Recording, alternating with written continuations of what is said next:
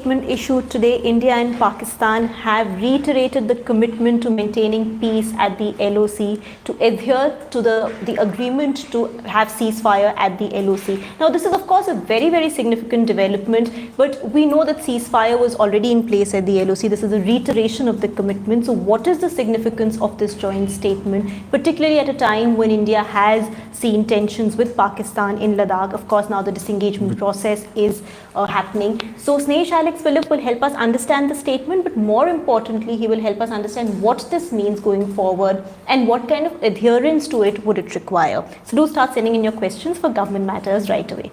Snehesh, okay, so before we get into the what next, what does it mean? Let's just first quickly recap what the statement says.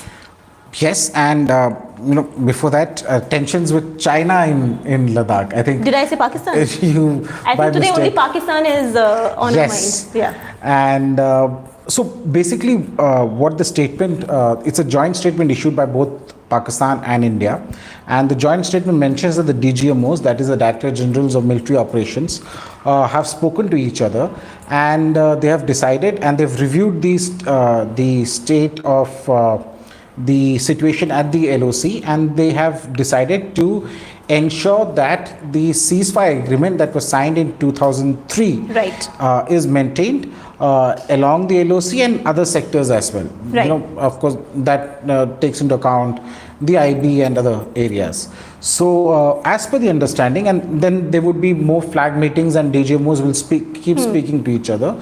This statement is very significant. Why this is significant is because this is an attempt, a fresh attempt that has been made to maintain peace.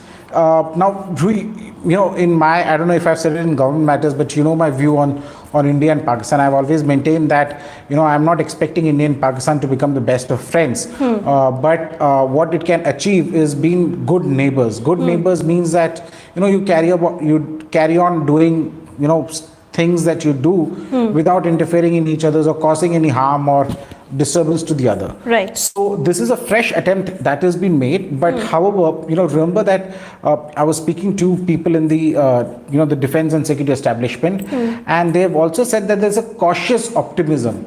Right.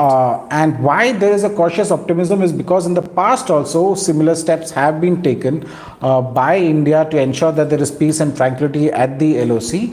Every time a peace initiative has been undertaken, you have elements within the Pakistani establishment. I would say, I usually say ISI within the ISI, which works at carrying out operations to sabotage this peace process. So it is hoped that this time the Pakistani military is absolutely sure. Remember that it was in February this year, early February this month, when the Pakistan Army Chief General Bajwa issued a statement saying that the issue of Kashmir and the issues between India and Pakistan should be resolved peacefully.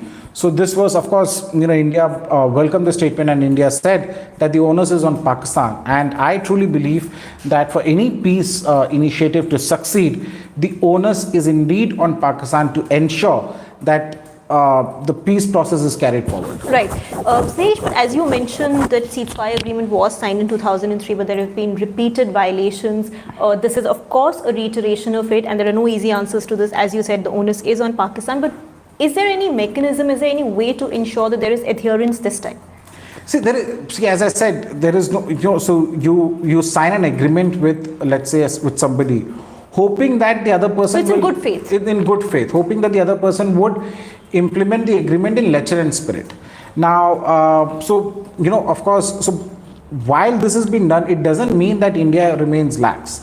While yes, certain specialized, elements who are meant for localized tactical actions of the LoC, they have been pulled back a bit. The anti-infiltration and anti-terror grid continues to remain. The soldiers continue to be deployed there. What happens now is that the decision is that there would not be any ceasefire violations that would be conducted by either India or Pakistan. There won't be any sniping incident that takes place between India and Pakistan.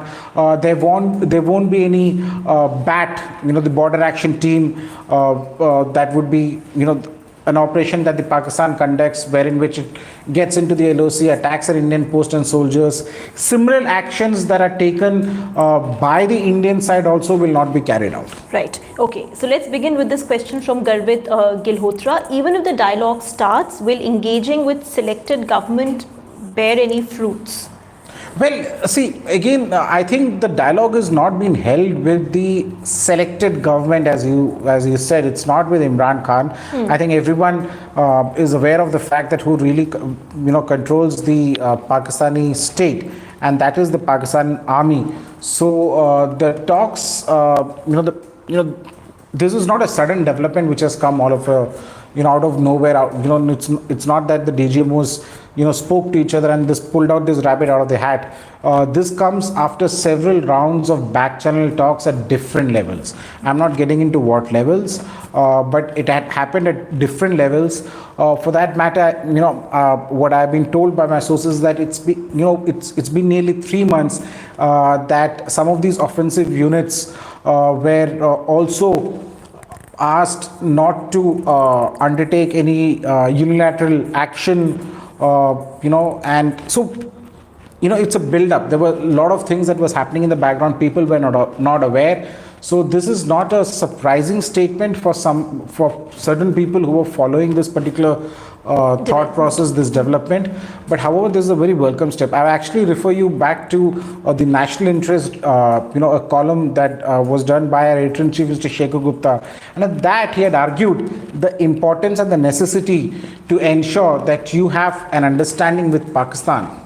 Right. In fact, we've reshared that on our Twitter handle, so you can go and read that as well. So, Snehesh, there was a time when the threat of a two-front war was being talked about. In fact, just as recently as yesterday, the army chief spoke about how India is prepared for the worst but is hoping for the best. Now, with the disengagement process on with China along the LAC and with this recent development with Pakistan and LoC, do things look better? Well, see, I know you've always said you don't trust China, and now you're also saying you don't trust Pakistan, but does it still look better? Yes, I don't trust China, I don't trust Pakistan. Well, that's me. But as far as two-front war is concerned, two-front war is a reality. It's a scenario which is out there, which can be implemented. However, during this Ladakh standoff, there was no input to suggest that Pakistan and China were colluding. Actually, it would have really looked very bad on China if it was colluding with Pakistan to take on India, because China considers itself to be a superpower. Having said that, two or a 2.5 front war, because you involve Kashmir also, the terrorism in Kashmir, that is a reality which is there, and that is something that India has to be prepared for. But what does two-front war mean? Does two-front war mean that China and Pakistan will attack India together simultaneously?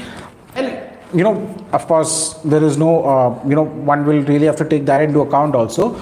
But as far as two-front war, as per the Indian understanding, the establishment understanding is that the two-front war will have a primary theater as in, where the main war is being fought, and then you will have a secondary theater or secondary front where you will have the second element pushing in or trying to carry out certain maneuvers to put pressure on India. So there's the forces, the army chief himself said that there's a strategy in place for this two-and-a-half front war kind of a scenario. So, but yes, I would not rule out a two-front war. Okay.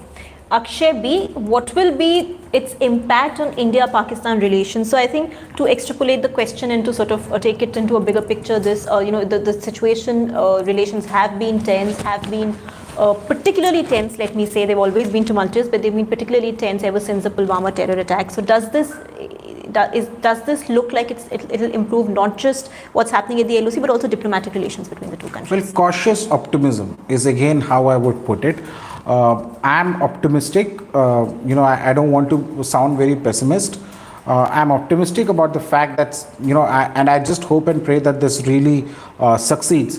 Tell you why, because remember that the ceasefire violations are a huge problem. Even though the agreement was signed in 2003, I think in 2020, if I'm not mistaken, there was about 5,400 odd ceasefire violations along the LoC, which claimed the lives of nearly about 47 individuals. This year itself, as per the latest figures, as of January 1, this year there has already been about 225 odd ceasefire violations. So it is hoped that the ceasefire violations would end. There would be some kind of a respite. However, as I again said, the Indian Army is very clear. The counter-infiltration and the counter-terrorism operations would continue. There would be no let-up as far as these operations are concerned. The forces will remain. Right now, yes, the infiltration, one will really have to see once the summer season comes up. The summer is coming up. So one will have to wait and see how this infiltration, whether Pakistan really lives up to its promise to maintain peace, or whether does it really try and push in terrorists. Remember that most of the ceasefire violations actually take place at a time when Pakistan is actually trying to push in terrorists. So the ceasefire violations is mainly also distraction to give cover to infiltrating terrorists. So one will really have to wait and see in the month of April, May onwards, March and April, May onwards, about what the situation would be. Okay. This is a question from Shantanu. Do you think that these steps are being taken due to the FATF meeting? So that is one school of thought somewhere. Well, I'm not getting into why Pakistan is taking these steps. I'm sure FATF is a factor. The other factor being the fact that you have a new administration in the US, which is also keen to see a better relationship between India and Pakistan. In fact, sorry, just to interrupt you, Tarush had a similar question about the Biden administration. So, yeah. So that also is a factor. You also have, the China factor. You have tensions in Ladakh. So you don't want a situation. The army chief had yesterday made it very clear that unsettled border is something that is not of interest to anyone. Be it India's this thing with Pakistan or with China, or even for that matter with Myanmar. So unsettled border is something that India doesn't want. India wants to ensure that there is peace all along the borders, because peace along the borders would be important for us to concentrate within. Right. Dev Verma, does it hint that India may be readying to begin dialogue with Pakistan? Do you agree with the NSA, Ajit Doval's view that there should be no engagement without irreversible action on terror?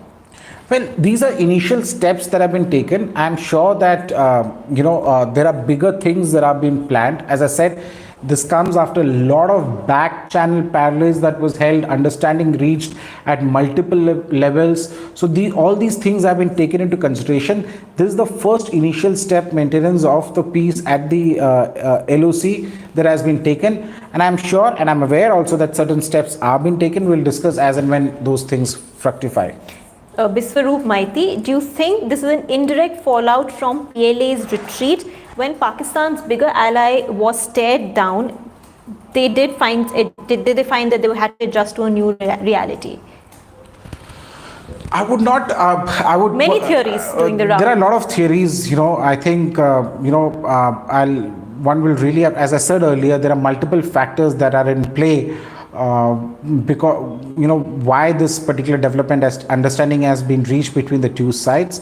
As I said, the fact is that many things India's the FATF is a factor. India's desire to have peace at the border is also a factor. The China factor is also in play. The Biden administration's actions are also in play. So there are a lot of things happening globally with the change in power in the US. So everything has come together to. So you would see the Saudi actions changing, those tactics changing in as far as Yemen is concerned and others are concerned. There are a lot of things that are still in play out there. And it is hoped, and I said it, I really wish and pray that this peace initiative actually succeeds. Okay, Nilanjan Ghosh, will the trade resume, and will this also allow common folks to visit each other's countries, because we don't get Pakistani visas? So as I asked earlier, does it improve relations between the two countries beyond just this understanding on paper? Well, as I said, this is the first initial step that has been taken. This step has also been taken after, the DGMOs spoke to each other, and before that, parallels at different levels. So let's wait and watch. I think it is very important to, as I earlier used this term earlier, which was actually told to me by a senior official in the defense establishment, cautious optimism. Right. So I know cautious optimism is the line, Snehesh, but I mean, it's again a difficult question to perhaps answer, but within the establishment of the record, is there more optimism, or is there a little bit of, is there more wariness? Between caution and optimism, what has more weight? I think being cautious has more weight than optimism. I'll tell you why this is so. Because as I said, in the past also both countries have attempted to have some sort of an understanding for peace, but that has not succeeded. So again, it's just a hope, right? And I've said it earlier also that it is, or for that matter, people in the establishment are not thinking that tomorrow India and Pakistan are going to become the best of friends. You will have, just like, you will have parties together, interaction together, a lot of bonhomie that is out there. But what can eventually be achieved, if at all that can be achieved, is peaceful coexistence. Peaceful coexistence, being good neighbors. All right, okay. So can India and Pakistan be good neighbors? As Snehesh said, they needn't be the best of friends, but can they coexist peacefully? Is this joint statement today, is this fresh agreement a beginning of a new dawn? Only time will tell. Difficult to say right now whether Pakistan will stick to its side of the bargain. But thank you, Snehesh, for explaining what's happening at the LoC. Thank you so much for sending in your questions and for watching Government Matters. Thank you.